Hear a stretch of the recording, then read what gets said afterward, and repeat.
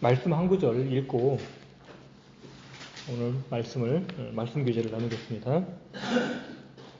레위기 11장 44절 찾으셨으면 다 함께 읽겠습니다. 시작. 나는 주 너희 하나님이니라. 그런즉 내가 거룩하니 너희도 너희 자신을 거룩히 구별하여 거룩할지니라. 너희는 땅에서 기는 것, 즉 기는 것 그 어떤 것으로 인하여 너희 자신을 더럽히지 말지니라. 아멘. 우리는 오전에 계속 구원에 관해서 다루고 있습니다. 기억하실지 모르겠지만 우리는 구속 언약 시리즈를 공부하면서 그 구속 언약이 인간이 타락하기 이전에 영원 전에 성삼위 하나님께서 체결하셨다라는 이야기를 우리는 배웠습니다.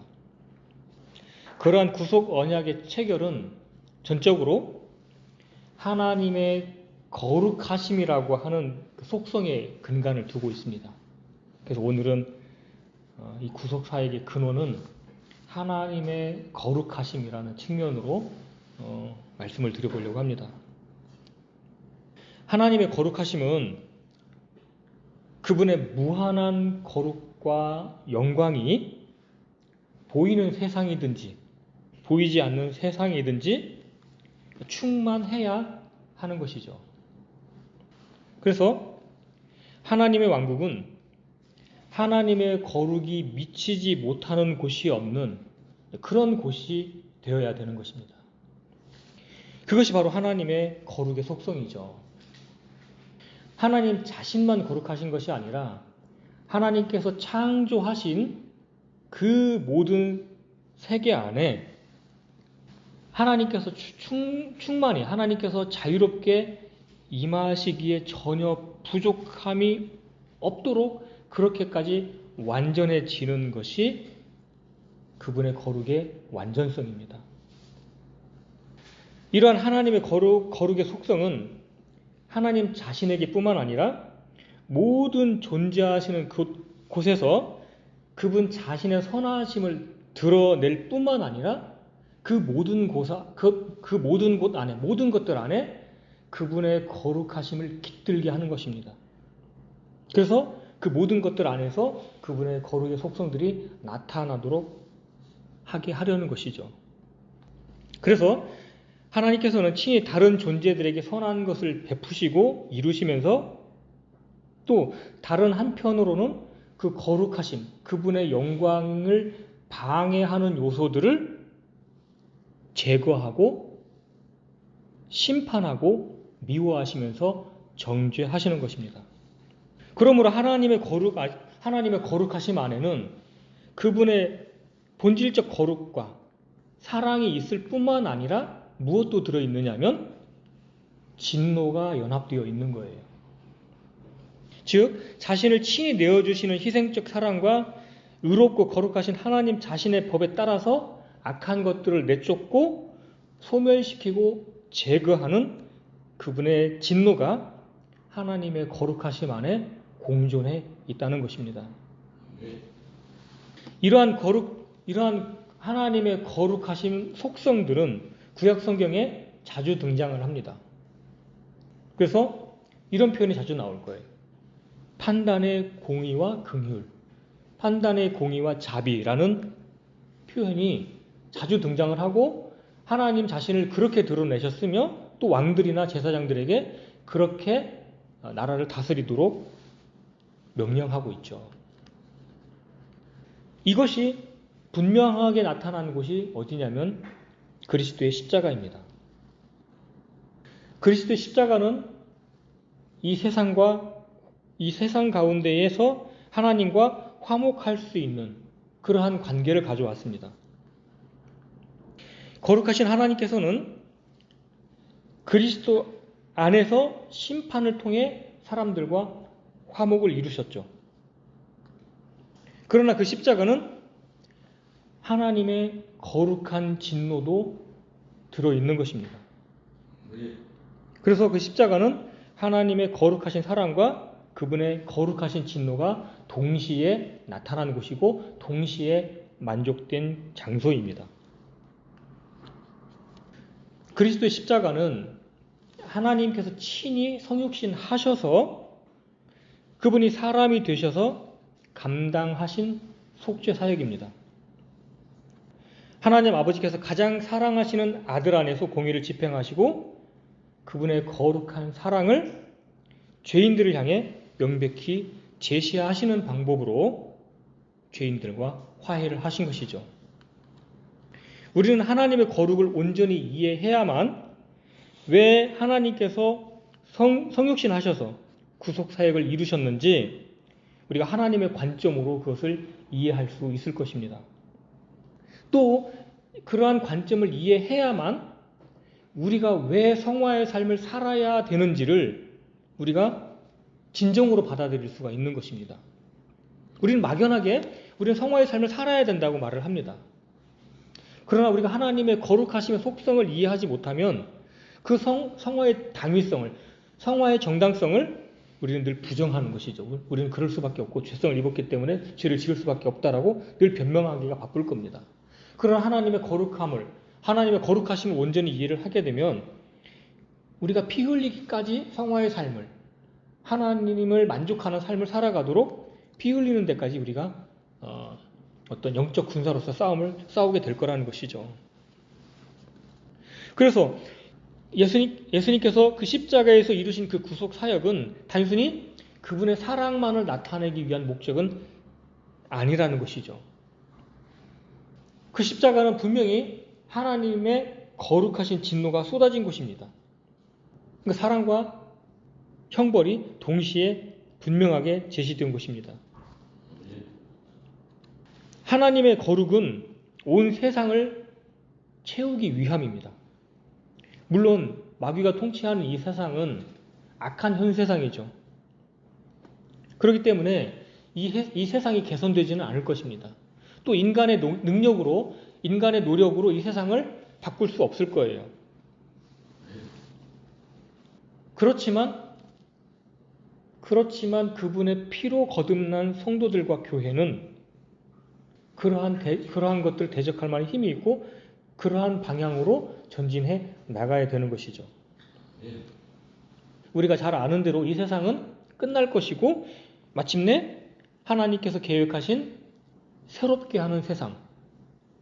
그래서 천년왕국이 세워지고 또 천년왕국 끝에는 영원한 왕국이 세워질 것입니다. 그러한 미래의 세상은 우리의 힘이나 우리의 노력으로 이루어지는 것이 아니죠. 온전히 하나님의 전능하심과 그분의 능력에 따라서 세워질 것입니다. 그러나 우리는 지금 현 악한 세상에서 살고 있기 때문에 그 하나님의 목적, 예수님께서 십자가에서 그러한 형벌을 당하시고 그러한 사랑을 나타내신 그 목적이 무엇인지를 우리는 분명히 이해를 함으로써 이 땅에서, 이 악한 현 세상에서 어떻게 살아가야 될지에 대한 방향성을 분명하게 잡고 가야 되는 것이죠. 그래서 하나님의 뜻은 명백하게 너희의 거룩함이니라 라고 하는 그 의미를 우리 안으로 그를 끌어와야 될 것입니다. 우리가 이야기를 더 전개하기 전에 또 본질적인 문제를 한번 생각해 봐야 될 필요가 있습니다. 왜 하나님께서는 친히 사람이 되셔서 죄를 제거하시고 죄인들과 화목을 성취하셔야만 하셨을까요? 그것은 죄 때문입니다. 죄는 심각한 그 무엇이에요? 아담과 하와가 저지른 죄는 선악을 알게 하는 열매를 따먹는 거였습니다. 어떻게 보면은 굉장히 작은 죄처럼 여겨질 수 있어요. 그렇죠? 근데 이 죄라는 것은 굉장히 증폭적이고 확장성을 가지고 퍼져나갑니다. 아담과 하와가 선악을 알게 하는 열매를 따먹은 그 죄로 그가 하나님의 형상과 모양이 떠나갔을 때, 그것이 망가졌을 때 그 이후에 낳은 아이를 통해서는 어떤 일들이 나타났습니까? 바로 살인이라는 죄가 드러났습니다. 그리고 이 죄는 두 가지 측면으로 악한 영향력을 끼칩니다. 그러니까 사람과 하나님 양방면으로 악한 영향력을 행사를 하는 거예요. 우리는 일반적으로 죄의 문제는 사람에게만 영향을 미치는 것으로 생각하기 쉽습니다. 그러나 이 죄의 영향력은 사람에게 미치는 문제보다 하나님께 더 심각한 문제를 야기합니다. 왜 그럴까요? 온 우주 만물은 하나님의 성품과 그분의 인격에 따라 창조되었고 모든 것들이 그분의 섭리대로 통치되고 작동하도록 되어 있었습니다. 그런데 죄는 모든 것에서 하나님을 거스리고 대적하는 반역을 만들어냅니다. 만유의 주께서 그렇게 확장하는 죄를 그냥 내버려 두실 수는 없는 것이죠. 만유를 다스리시는 주님께서 죄의 확장을 단순히 지켜보시거나 방치하신다면 그분의 거룩성에 심각한 도전을 받게 되는 것입니다. 그러므로 이러한 죄가 확장해 나가고 번져 나가는 것을 하나님께서 단순히 지켜보는 것은 그분의 거룩한 속성에 적합하지도 않을 뿐만 아니라 그렇게 될 수도 없는 것입니다. 그래서 하나님께서는 반드시 죄에 대한 심판과 진노를 품으시는 것이 당연한 것이죠. 그래서 하나님께서는 모든 죄에 대해서 공의롭게 심판을 하실 수밖에 없습니다. 인간이 죄 속에 들어갔을 때 하나님과 깊은 사랑의 관계가 끊어졌습니다. 교제의 관계가 끊어졌습니다. 이제 심판 아래에 놓이게 되었습니다. 사실 이 죄 자체는요, 하나님을 대적할 힘이 없습니다. 하나님 앞에서 아무런 효과도 발휘할 수 없습니다. 왜냐하면 인간이 범죄했더라도 하나님은 그분이 신적 본능에 있어서 어떠한 문제가 생기거나 그분의 본성이 달라질 수가 없는 분입니다. 그분께서는 처음부터 영원히 그냥 있는 그대로 처음부터 동일하신 분입니다. 그러나 이 죄는 하나님과 인간과의 관계를 엄청나게 망가뜨리고 변화를 초래했습니다. 죄가 하나님과의 직접적인 관계에서는 아무런 힘이 없지만 하나님의 형상과 모양을 따라 창조된 인간을 통해서 하나님의 권위에 대적하는 것입니다. 그렇게 인간을 통해서 하나님의 권위에 대적하고 불순종을 드러내며 하나님을 모독하는 것입니다. 이것이 문제인 것이죠. 하나님 그분 자체에게는 죄가 있든 없든 그 죄를 짓는 자들에게만 악하고 그들만 더러울 뿐이지 하나님에게는 아무런 영향을 주지는 않습니다. 그러나 하나님께서 창조하신 목적이 그렇게 방치되도록 만들기 위해서 창조하신 것은 아니라는 것이죠. 인간 안에, 우리들 마음 안에, 인간 안에 하나님과 주로 계셔야 될 그분이 그렇게 존재하지 않고 그 자리에, 우리 마음 안에 주와 하나님으로 계셔야 될 그 자리를 누가 빼앗아 갔습니까? 마귀가 인간 안에 들어와서 그렇게 왕노릇하고 있는 그것이 문제라는 것입니다. 하나님은 인간을 그런 목적으로 창조하신 게 아니라는 것이죠. 그렇다면 하나님께서는 그 창조의 목적에 맞게끔 다시 회복을 해야 그 창조의 목적대로 다시 돌아가는 것입니다. 그것이 그렇게 될 수 있는 근원이 바로 뭐냐면 그분 자신의 거룩하심이라는 거예요. 루시퍼는 하나님과 비기려고 했고 하나님의 자리를 차지하려고 했다가 심판을 받아서 원래 있던 그룹의 위치에서 쫓겨났습니다. 이제 루시퍼는 마귀요 사탄이 돼서 사람 안에 있는 하나님의 자리를 빼앗고 그 속에서 왕이 되었습니다. 지금은 사탄은 하나님과 직접 전쟁을 하지 않습니다. 하나님과 직접 전쟁을 하고 직접 겨루면 싸움이 안 된다는 것은 마귀는 알고 있어요. 그래서 이 마귀는 하나님께서 가장 사랑하시는 사람을 통해 대적하려고 하는 것입니다. 야비하죠. 그래서 죄는 처음부터 속이는 것이고 지금도 사람 안에서 사람들을 속여서 죄의 종노릇하게 하고 있습니다. 그러한 궁극적 사탄의 목적은 뭐냐면 하나님을 대적하는 것이고 하나님을 반역하는 것입니다. 그러므로 이 죄에 대해서 하나님의 진노를 쏟아붓는 것이 당연한 것이라는 것이죠. 삼위 하나님께서 자신의 형상과 모양을 따라 창조하신 인간이 하나님과 친밀한 관계를 갖고 있었고 또 하나님께서는 그러한 관계를 계속 유지하고 싶지만 이제 죄로 말미암아서 사람은 하나님과 원수 관계가 되었습니다. 인간을 향한 하나님의 사랑은 여전히 변함이 없습니다. 그러나 그분 안에 갖고 계신 그분의 속성이신 거룩함은 죄 아래 팔린 마귀 아래 들어간 그들과 교제할 수 없도록 만드는 것이죠. 그분은 거룩과 죄가 섞일 수가 없기 때문에 그렇습니다.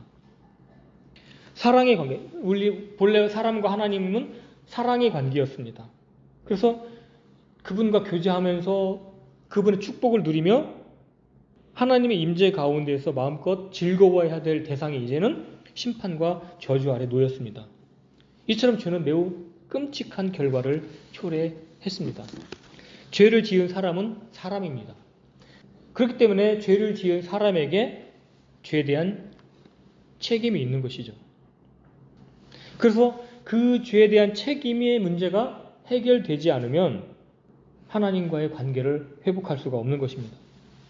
그 죄에 대한 책임에 대한 대가를 하나님께 온전히 지불해야 되는 것이죠. 그것이 하나님 앞에 우리가 빚진 자들입니다. 사람들이 죄를 범하면 겉으로 드러난, 사소한 죄들도 있잖아요. 우리가 생각할 때에. 그러한 죄들을 범하면 겉으로 드러난 문제가 없는 것처럼 보일 수 있지만 분명히 알아야 될 것은 뭐냐면 그 죄에 대한 책임은 여전히 하나님 앞에서 남아 있습니다. 지난 시간에 우리가 살펴봤듯이 모든 죄는 하나님을 대적하여 짓는 죄입니다. 내가 사람에게 죄를 짓는 것도 사람을 대상으로 짓는 것도 여전히 하나님 앞에서 죄를 짓는 것이고 하나님을 대적하는 것입니다. 그러므로 죄가 있는 곳에 형벌과 심판이 반드시 있어야 된다는 것이 하나님의 거룩하심과 공의입니다. 이것을 하나님 스스로가 부정하실 수가 없는 거예요. 그리고 그러한 죄들로 말미암아서 하나님께 불명예스럽게 가져온, 그래서 그분의 영광을 망쳐버린 그러한 것들이 다시 원래의 위치로 높여져야만 하는 것이죠. 무엇보다 사람이 그 인간이 범한 죄책의 문제를 해결하지 않으면 인간이 그 하나님의 임재 안으로 들어갈 수도 없고 하나님께서 인간 안으로 들어오실 수가 없습니다. 따라서 인간이 창조의 목적대로 살아가려면 반드시 그 죄책이 해결돼야만 하는 것이죠. 그 죄책의 문제가 해결되지 않으면 영원한 심판만 기다리고 있을 뿐입니다. 어떤 분들은 그게 대수냐 그렇게 생각할 수 있을지 모르겠지만 하나님의 임재로부터 끊어져 나가는 것은 어마어마한 형벌입니다. 지금은 이 세상에서 하나님께서 모든 것들을 준비해 놓으신 상태에서 물론 우리가 먹고 살기 위해서 일도 하고 이런저런 다양한 일들을 통해서 우리가 수입을 가지고 먹고 살지만 원래 하나님께서 이 땅에서 준비해 놓으신 이런 만물이 없다면 인간은 어떤 활동도 할 수가 없습니다. 피조물이라는 것은 다른 것을 의지해서 존재하는 자들인 거예요. 우리가 의지할 어떤 무엇인가가 있기 때문에 이 땅에서 활동을 할 수 있는 것입니다. 그러나 하나님의 임재를 벗어나면 그 어떤 것도 행할 수가 없습니다. 그것은 칠흑 같은 어둠이요 불꽃이 타는 차마 인간이 살 수 없는 그런 곳에서 영혼을 보내야 되는 것이죠. 우리가 잘 아는 바와 같이 죄의 삭은 사망입니다. 내가 죄를 지은 사람이 자신의 목숨을 내어놓는다 할지라도 자신이 지은 죄에 대한 죄책을 해결할 수가 없습니다. 그리고 본래 하나님께서 인간을 창조하신 목적은 하나님의 기쁨과 영광을 위해 창조되었습니다. 인간이 죄를 지음으로써 하나님께 기쁨과 영광이 되어야 될 그 사람이 오히려 하나님을 불명예스럽게 만들었기 때문에 이러한 반역의 죄, 이러한 부분도 반드시 갚아져야만 하는 것이죠. 감사하게도 우리가 잘 알고 있는 그 십자가, 예수 그리스도의 피는 모든 범죄한 인간들의 죄의 책임을 해결했습니다. 죄가 하나님께 불명예스럽게 했던 그 모든 것들도, 그 모든 효과도 다 제거했습니다. 그래서 사람이 하나님 앞에 나아갈 수 있게 그 길을 열어놓으셨습니다. 예수님의 피는 하나님과 사람 사이를 가로막았던 죄에 대한 모든 책임을 제거해 놓으셨습니다. 이것을 다른 측면으로 바라보면 이 죄의 문제를 해결하기 위해서 하나님께서 친히 사람이 되셔서 죽으시고 부활하셔야 해결할 수 있을 만큼 그 죄가 가져온 무게와 심각성이 얼마나 컸는지를 반증하는 사건인 것이죠. 단순히 짐승의 피나 아니면 다른 영적인 존재, 천사나 그룹 같은 그러한 존재들로 해결할 수 없을 만큼 이 죄의 심각성은 매우 컸다라는 것입니다. 그래서 우리가 분명히 알아야 될 것은 뭐냐면 이 예수님의 피는 하나님과 사람 사이에 있는 죄책을 제거하는 하나님의 권능입니다. 그러니까 어떤 사람들은 그래요. 예수님의 피가 우리의 죄를 온전히 씻지 못했다고 하는 사람들이 있습니다. 그리고 구원을 유지하기 위해서 자기가 율법을 지켜야 된다고 말하는 사람들이 있어요. 그러나 십자가에서 흘리신 그 피는 하나님의 권능이라는 것입니다. 하나님의 권능으로 그 죄책을 제거했기 때문에 그 피를 의지하는 그 누구라 할지라도 그 죄책을 제거하지 못할 그러한 죄들은 없다는 것이죠. 자, 이사야서 43장을 보겠습니다. 이사야서 43장 11절 다 함께 읽겠습니다. 시작. 나 곧 나는 주니라. 나 외에 구원자가 없느니라. 뒷부분이 43장 14절 앞부분만 읽겠습니다. 시작. 너희의 구속자 이스라엘의 거룩하니 곧 주가 이같이 말하노라. 네, 거기까지만요. 너희의 구속자. 45장도 보겠습니다. 45장 21절 제가 읽겠습니다. 너희는 알리며 그들을 가까이 데려와 참으로 그들이 함께 의논하게 하라. 누가 이 일을 옛적부터 밝히 알렸느냐? 누가 그때부터 그 일을 말하였느냐? 나 주가 아니냐?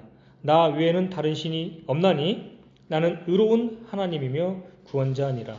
나 외에는 다른 이가 없느니라. 나 외에는 다른 구원자가 없다고 했습니다. 그러니까 하나님과 사람 사이에 구원과 화목을 제정하시는 분은 하나님 자신이시죠. 또한 그 구원을 이루신 분도 하나님이십니다. 사도행전 4장 12절에 보면 다른 사람 안에는 구원이 없나니 하늘 아래에서 우리를 구원할 다른 이름을 사람들 가운데에 주지 아니하셨느니라 이렇게 기록되어 있습니다. 자, 그러면 구약의 말씀이 틀린 겁니까? 이 구원자, 구약에서 말씀하시는 이 구원자가 신약에서는 누구시라고요? 같은 분이시라는 것입니다. 같은 분이에요. 그러니까 사람과 하나님 사이에서 구원을 계획하시고 제정하신 분은, 준비하신 분이 하나님이시고 실제로 그것을 이루신 분이 하나님이십니다. 그래서 십자가에서의 그 보혈은 바로 하나님 자신의 피인 것이죠. 그분의 피를 뿌려서 인간을 구원하신 것입니다. 우리는 그것을 믿습니다. 구약에서 말씀하신 분은 분명히 하나님이십니다. 그리고 신약에서 그 일을 이루신 분도 하나님이십니다. 근데 신약에서 이루신 그분은 누구십니까? 성육신 하신 예수님이신 것이죠. 즉 구약에서 말씀하신 분과 신약에서 이루신 분이 같은 분이라는 것입니다. 자, 스가랴서 12장을 보겠습니다. 스가랴서 12장 10절 다 함께 읽겠습니다. 시작. 내가 다윗의 집과 예루살렘 거민들을 위해 은혜의 영과 간구하는 영을 부어 주리니 그들이 나 곧 자기들이 찌른 나를 바라보고 사람이 자기 외아들을 위하여 애곡하듯 그를 위하여 애곡하며 사람이 자기의 처음 난 자를 위하여 쓰라리게 슬퍼하듯 그를 위하여 쓰라리게 슬퍼하리로다. 아멘. 자기들이 찌른 나를 바라보고, 이 말씀을 하시는 분은 누구십니까? 여호와 하나님이시죠. 분명히 곧 그들이 찌른 나를 바라보고, 바로 구약에서 말씀하셨던 그 여호와 하나님께서 신약에서 바로 예수 그리스도라는 부분을 성경은 명백하게 증거를 하고 있습니다. 물론 변개된 성경은 찌른 그를 바라보고라고 변개를 해놨죠. 원수 관계였던 두 양측이 있습니다. 원수 관계였던 두 양쪽이 완전하게 화해가 되려면 어떻게 됩니까? 양쪽 다 만족을 해야 되는 것이죠. 주님 자신은 자신이 친히 해산의 고통을 치르심으로써 그 자신께서 이루신 그 일로 말미암아서 주님 자신은 만족해 하셨습니다. 친히 그분께서 십자가를 지심으로 말미암아서 그분의 능력으로 우리의 죄들을 해결했기 때문에 우리를 향해서 이제 마음을 활짝 여시고 우리를 받아줄 준비를 완벽하게 해 놓으셨습니다. 만약에 그 십자가를 의지해서 나오는 자들을 받아주시지 않는다면 하나님은 스스로가 모순이 되는 거예요. 그분께서 친히 그분의 능력으로 그분의 피를 흘리셔서 이루셨기 때문에 그분의 피를 의지해서 나오는 그 누구라 할지라도 거절할 명분이 없고 그들을 완전하게 받아주실 수밖에 없다는 것입니다. 그분의 혼이 만족해 하셨어요. 그 일을 통해서 그분이 그 고통을 당하는 것을 통해서 그분께서 만족해 하셨습니다.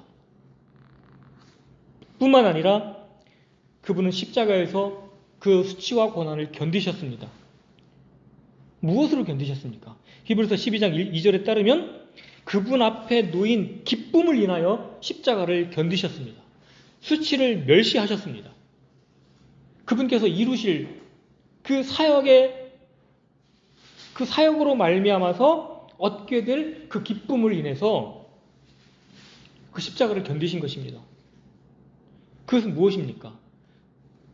그 피로 말미암는 구원, 그 피를 뿌려서 이루실 영원한 왕국, 그것이 얼마나 완벽하고 그분을 온전히 기쁘게 할 만큼 흠이 없고 완전했기 때문에 그렇다는 것이죠.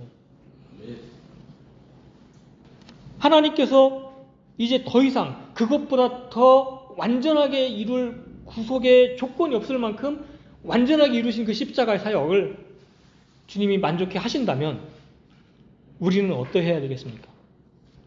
우리는 그것을 더더욱 그 십자가를 의지하고 그 보혈을 의지해야만 하는 것이죠. 그래서 죄인들이 책임져야 할 죄책에 대해서 요구하시는 것이 완벽하게 충족되었고 만족해 하셨습니다. 다시 말씀드리면 그분의 거룩하심에 걸맞도록 완전히 지불되고 해결되었습니다. 그분의 거룩함이 만족되었어요. 십자가에서. 그분의 거룩이 충족될 만큼 완전해졌다는 것입니다. 이 사건을 통해서, 이 십자가의 사건을 통해서 그분의 거룩함이 전혀 훼손되지 않으면서 오히려 그분의 거룩함이 완전히 드러났고 이제 하나님께서 그 일을 통해서 영광을 받으셨습니다. 뿐만 아니라 하나님께서 우리를 얼마나 사랑하시는지 그 사랑이 그 십자가에서 밝히 드러났습니다. 이제 하나님께서 그 피를 믿는 믿음으로 그리스도를 화해 헌물로 사람들에게 제시하고 있습니다. 자, 로마서 3장 25절. 로마서 3장 25절. 그분을 하나님께서 그분의 피를 믿는 믿음을 통한 화해 헌물로 제시하셨으니 이것은 하나님께서 참으심을 통해 과거의 죄들을 사면하심으로써 자신의 의를 밝히 드러내려 하심이요. 자, 하나님께서 그분의 피를 믿는 믿음을 통해 화해 헌물로 제시하셨으니 사실 이 믿는 믿음은 문맥 안에서 하나님이십니다. 이 피를 믿는 주체가 누구시냐면 하나님이신 거예요. 물론 우리도 그 피를 믿는 믿음을 우리도 갖고 하나님과 화해를 하지만 하나님께서 그분의 피를 믿는 믿음을 통해서 그리스도를 화해헌물로 제시하신 것입니다. 그것 말고는 다른 길이 없습니다. 인간에게. 하나님께서 온전히 신뢰하시고 믿으실 만큼 그 피는 완전한 것입니다. 자, 골로새서 볼게요. 골로새서 1장 20절. 골로새서 1장 20절. 그분의 십자가의 피를 통해 화평을 이루사 그분으로 말미암아 모든 것들이 즉 내가 말하노니 그분으로 말미암아 땅에 있는 것들이나 하늘에 있는 것들이 자신과 화해하게 하셨느니라. 예수님의 피는 이처럼 어떠한 죄인이라 할지라도 누구라도 화해할 수 있는 능력이 있는 것입니다. 이제 하나님과 화목하게 된 사람들은 이전과는 매우 전혀 다른 새로운 창조물이 되었습니다. 주님 자신의 생명을 분배받아 그분의 거룩하심에 참여하도록 하셨습니다. 예수님은 인류의 머리로서 그리고 마지막 아담으로서 이 구속 사역을 담당하셨습니다. 안타깝게도 변개된 성경은 둘째 아담으로 번역이 되어 있죠. 그 둘째 아담이라는 얘기는 셋째 아담, 넷째 아담, 다섯째 아담이 올 수 있는 가능성을 열어둡니다. 그러나 성경은 예수님은 마지막 아담으로 오셨습니다. 다른 구원자는 없다는 것입니다. 인간으로 오신 것은 인류를 대표하기 위해서 그리고 그분께서 율법 아래로 오신 것은 율법 아래에 있는 자들을 구속하시기 위해서 뿐만 아니라 율법의 요구를 들어주시고 성취하시기 위해서 하나님과 인간 사이에 마땅한 순종을 해야 되는데 그러한 온전한 순종을 보여주시기 위해서 인간이 되셔서 오셨습니다. 다시 말하면 원래 하나님과 인간 사이에 어떠한 거룩함의 관계로 맺어져야 되는지를 예수님께서 친히 보여주시고 그 일을 성취하셨습니다. 그분께 행하신 모든 거룩을 우리에게 의로 주시기 위해서 그렇게 행하신 것이죠. 그래서 우리는 이제 하나님 앞에 설 때에 전혀 부족함이 없이 설 수가 있는 것입니다. 우리가 다시 한번 깊이 생각해야 될 것은 예수님은 하나님이시다라는 것을 잊지 말아야 됩니다. 믿는 자들을 주님 자신에게 연합시키시며 또한 그들을 자신에게 받아들이는 것은 바로 하나님의 권능에 따라 이루어졌다라는 것을 우리는 기억을 해야 됩니다. 우리가 예수님께서 하나님이시다라는 사실을 기억할 때 그분의 고난 속에 무한한 거룩하심과 능력이 들어있다라는 것을 우리는 알 수 있습니다. 그분의 피 흘리심은 세상의 모든 사람들의 죄를 모두 처리하고도 그분의 능력이 무한히 남아있다라는 것을 의미하는 것입니다. 하나님의 거룩한 권능으로 우리의 죄책을 제거했기 때문에 우리의 모든 죄들은 사라졌고 하나님과 완전한 화목을 누리게 되었습니다. 하나님의 거룩하심이 이제 우리의 죄들을 볼 수 없도록 만들었다는 것입니다. 오늘 본문 말씀을 읽었던 말씀 레위기 11장 44절 나는 주 너희의 하나님이니라. 그런즉 내가 거룩하니 너희도 너희 자신을 거룩히 구별하여 거룩할지니라. 거룩히 구별할지니라. 그래서 우리가 이 말씀을 이해할 수 있는 것이에요. 방금 제가 말씀드린 이 십자가에서 흘리신 예수님의 피에 관한 설명을 드렸는데 그 예수님에 관한 부분을 깊이 묵상을 할 때 왜 하나님께서 그토록 거룩을 강조하셨고 그 거룩을 우리에게 입혀주시기를 원하셨는지를 우리는 이해할 수 있다는 것입니다. 하나님의 거룩이 우리를 구원하신 능력입니다. 그래서 예수 그리스도의 속죄 사역은 하나님 자신의 거룩의 원천이며 하나님의 거룩은 그 하나님의 거룩이 원천이 돼서 우리를 구속하신 것은 또한 우리를 하나님의 거룩이라는 목표로 우리를 이끌기 위함이라는 것이죠. 그래서 우리가 이 십자가의 피, 예수님의 보혈을 날마다 묵상하고 그 깊이를 이해하는 것은 참으로 우리에게 놀라운 축복을 가져다 줍니다. 우리는 계속해서 예수님의 피에 관해서 다음 시간에도 계속 다룰 거예요. 이 예수님의 피가 얼마나 중요한지. 우리는 이 예수님의 피가 우리의 죄만 해결하는 것이라고만 생각을 하는 경향이 있습니다. 우리의 죄책을 제거한 것으로만 생각하기 쉽습니다. 성경은 그렇게 말씀하지 않습니다. 이 예수님의 피에 대해서 더 깊이 연구하면 할수록 우리는 본질적 거룩을 더 추구하게 될 것입니다. 우리는 십자가로 나를 보내는 것을 기쁨으로 생각을 할 것입니다. 부족하지만 이상으로 오늘 말씀을 여기까지 마치겠습니다. 감사합니다.